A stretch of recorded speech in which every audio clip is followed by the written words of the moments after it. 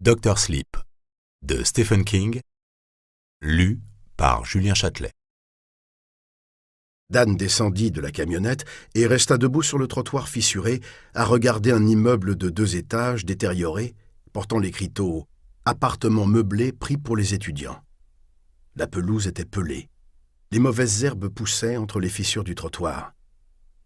Il avait douté que cet endroit existe toujours, croyant qu'Arapahoe serait devenu une rue de copropriété habitée par des désœuvrés argentés prenant leur café latte chez Starbucks, consultant leur compte Facebook 20 fois par jour et tweetant comme des malades.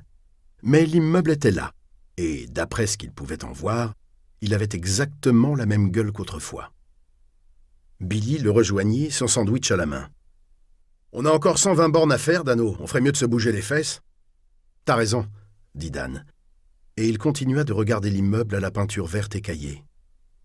Autrefois, un petit garçon avait vécu là. Il s'était assis sur ce même bord de trottoir où Billy Freeman mâchonnait en ce moment son énorme sandwich au poulet.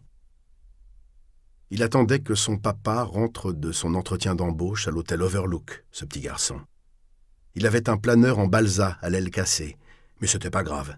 Quand son papa rentrerait, il le réparerait avec de la colle et du scotch. Et après, peut-être qu'ils le feraient voler ensemble. Son papa avait été un homme effrayant, mais comme ce petit garçon l'avait aimé. Dan dit « J'ai vécu ici avec ma mère et mon père avant qu'on déménage à l'Overlook. » Pas terrible, hein? Billy haussa les épaules. « J'ai vu pire. » Dan aussi, au cours de ses années d'errance. L'appartement de Dinny à Wilmington, par exemple. Il montra du doigt un endroit vers la gauche. Il y avait des bars par là. L'un d'eux s'appelait le Tambour brisé. Il existe peut-être toujours. On dirait que la rénovation urbaine a délaissé ce côté-ci de la ville.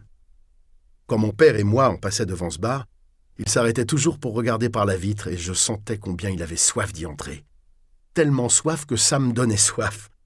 J'ai bu pendant de longues années pour étancher cette soif, mais elle peut jamais vraiment être étanchée.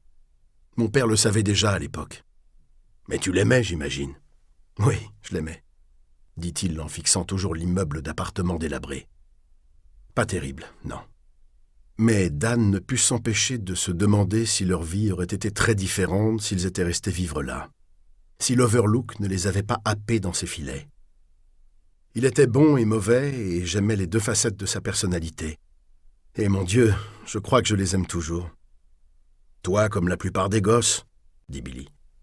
On aime ses parents et on espère toujours le meilleur. Qu'est-ce qu'on peut faire d'autre? Allez, viens, Dan. Si on doit faire ce qu'on a à faire, faut qu'on y aille. Une demi-heure plus tard, Boulder était derrière eux et ils grimpaient dans les Rocheuses.